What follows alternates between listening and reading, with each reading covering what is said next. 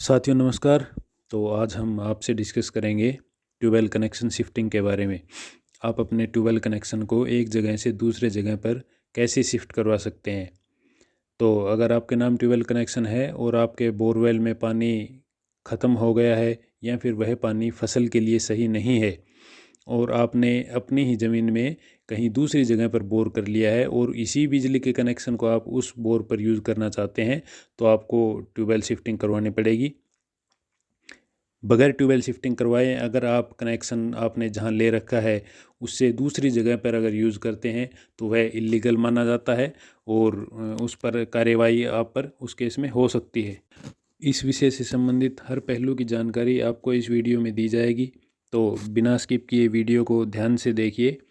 और अगर अभी तक आपने हमारा चैनल सब्सक्राइब नहीं किया है तो हमारे चैनल DHBVN अपडेट्स को सब्सक्राइब करें और बिजली विभाग से जुड़ी हर प्रकार की जानकारी अपडेट्स समय समय पर अपने मोबाइल फ़ोन पर प्राप्त करते रहें। चलिए चलते हैं आज के विषय पर। तो ट्यूबवेल कनेक्शन शिफ्ट करवाने की ज़रूरत आपको क्यों पड़ती है? जब आपके बोर में पानी ख़त्म हो जाए या आपका बोर किसी और टेक्निकल वजह से फेल हो जाए या फिर आपके बोर में जो पानी है उसकी क्वालिटी अच्छी नहीं रहे, फसलों के लिए वो पानी ठीक नहीं रहे, तो आपको दूसरा बोर करना पड़ता है। और उस बोर पर अगर आप उसी पुराने ट्यूबवेल कनेक्शन को यूज़ करना चाहते हैं तो उस स्थिति में ट्यूबवेल शिफ्टिंग का केस बनता है।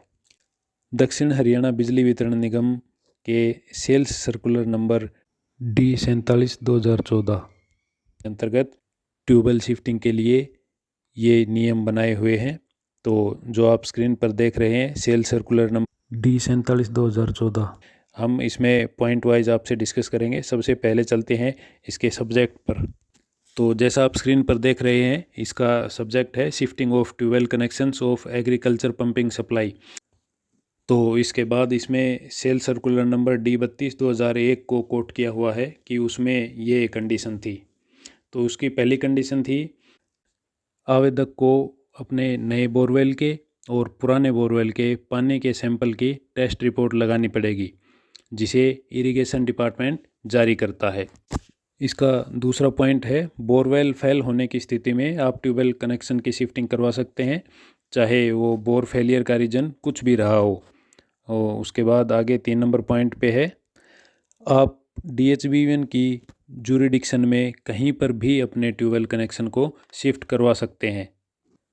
फोर्थ पॉइंट है जिस केस में ओरिजिनल कंज्यूमर की डेथ हो जाती है, यानी कि ट्यूबवेल कनेक्शन जिसके नाम से है अगर उस व्यक्ति की डेथ हो जाती है तो उस केस में ट्यूबवेल कनेक्शन शिफ्टिंग तभी पॉसिबल हो पाएगी जब उस व्यक्ति के यानी कि ओरिजिनल कंज्यूमर के लीगल हेयर जो हैं उनकी तरफ से NOC दी जाएगी, no objection certificate tube well connection shifting के रिगार्डिंग अथॉरिटी या कॉम्पिटेंट अथॉरिटी या कोर्ट की तरफ से बनवा कर दिया जाएगा, तो ही शिफ्टिंग आगे प्रोसेस हो पाएगी। इसके बाद फिफ्थ पॉइंट है कि कंज्यूमर किसी भी प्रकार के बिजली बिल का डिफ़ॉल्टर नहीं होना चाहिए। अब नेक्स्ट पेज पर है कि जो सेल सर्कुलर नंबर का हवाला इसमें दिया गया था वो 2010 में दोबारा से रिव्यू किया गया मैनेजमेंट के द्वारा और उसके बाद D11/2010 सर्कुलर जारी किया गया जिसमें कंडीशंस में अमेंडमेंट हुआ। फ़िलहाल 2010 में ये कंडीशंस लगाई गई थी ट्यूबवेल शिफ्टिंग पर, जो कि इस प्रकार हैं।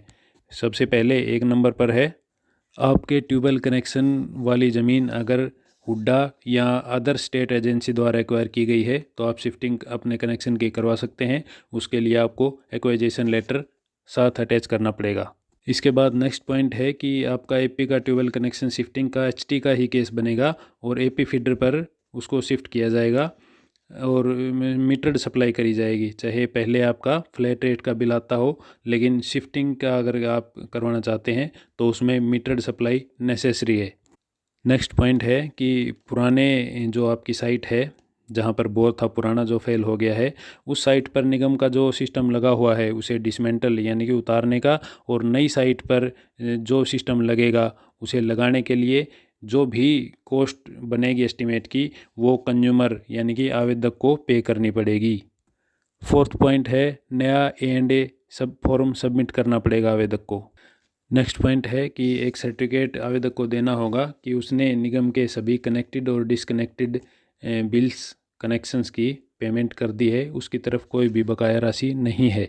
इसके बाद सेम पॉइंट है कि जिस केस में ओरिजिनल कंज्यूमर की डेथ हो चुकी है उसमें उसके लीगल हेयर्स के एनओसी लेने के बाद ही ट्यूबवेल कनेक्शन शिफ्टिंग की फाइल आगे प्रोसेस करी जाएगी। अब इसके बाद 2014 में फिर सेम सर्कुलर को अमेंडमेंट किया गया और नई कंडीशंस जो जारी करी गई वो देखिए, जो हाईलाइट किया हुआ है पॉइंट नंबर 1, ट्यूबवेल का जो कनेक्शन इंडिविजुअल ट्रांसफार्मर पे है, चाहे फिर वो सेल्फ एग्जीक्यूशन में हो या डिपार्टमेंटली लगवाया हुआ हो, उस ट्रांसफार्मर को अगर हम नई लोकेशन पे ट्यूबवेल कनेक्शन को शिफ्ट करते हैं तो उसमें नई स्पैन खींचनी है और जो भी डिसमेंटल और इरेक्शन का जो खर्चा आएगा वो कंज्यूमर को पे करना पड़ेगा। नेक्स्ट पॉइंट है, अगर ट्यूबवेल कनेक्शन आपका किसी ट्रांसफार्मर की एलटी लाइन पर है और आप उसे शिफ्ट करवा रहे हैं तो ये फॉलोइंग कंडीशंस लगेंगी। सबसे पहली है, ट्रांसफार्मर पर स्पेयर कैपेसिटी होनी चाहिए कि आपकी कनेक्शन का लोड वो टेकअप कर सके, और इसके बाद जो एस्टिमेट बनेगा, डिपॉजिट एस्टिमेट बनेगा, उसकी भरपाई आपको करनी पड़ेगी। और जो प्रपोज्ड एलटी लाइन है, यानी कि आपके नए कनेक्शन की जो नए कनेक्शन से ट्रांसफार्मर की दूरी है वो 900 फुट से ज़्यादा नहीं होनी चाहिए। ये मेन कंडीशन है कि आपका बोरवेल और जो ट्रांसफार्मर जिससे आप कनेक्शन लेना चाहते हैं उसकी दूरी 900 फुट से ज़्यादा नहीं हो। इसी केस में दूसरा पॉइंट है कि अगर आप एलटी में शिफ्ट करवाना चाहते हैं और वो कनेक्शन आपका किसी दूसरे ट्रांसफार्मर के एलटी के पास जाना है तो उसकी कंडीशन है कि उस पर स्पेयर कैपेसिटी होनी चाहिए। अगर स्पेयर कैपेसिटी नहीं है तो ट्रांसफार्मर को बड़ा करना पड़ेगा, उसके एस्टीमेट की कॉस्ट आपको जमा करनी पड़ेगी। और वही कंडीशन फिर से लागू है कि बोरवेल की और ट्रांसफार्मर की दूरी 900 फुट से ज़्यादा नहीं होनी चाहिए। नेक्स्ट पॉइंट है, अगर आपका ट्यूबवेल कनेक्शन एलटी लाइन से चल रहा है और लेकिन जहाँ पे आप शिफ्ट करवाना चाहते हैं, नया बोर आपने बनाया है, वहाँ पर कोई एलटी लाइन नहीं है, तो उस केस में आपका एचटी का केस बनेगा और नए आपके ट्यूबवेल कनेक्शन पर एचटी का प्रपोजल करके और ट्रांसफार्मर रखा जाएगा, वो भी डिपॉजिट एस्टीमेट बनेगा और पुराने जो साइट पर है मटेरियल उसको डिसमेंटलमेंट किया जाएगा, जिसका खर्चा आपको स्वयं देना होगा।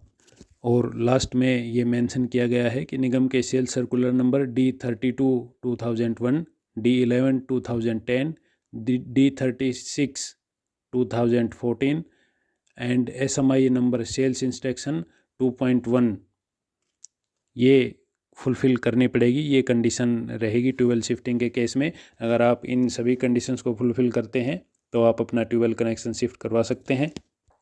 अधिक जानकारी के लिए अपने बिजली बोर्ड ऑफिस के सब डिवीज़न में कंज्यूमर क्लर्क से जाकर मिलें और सारी डिटेल्स उनसे पता करें कि क्या क्या स्टेप्स आपको फॉलो करने पड़ेंगे, कौन से डॉक्यूमेंट्स इस केस में चाहिए।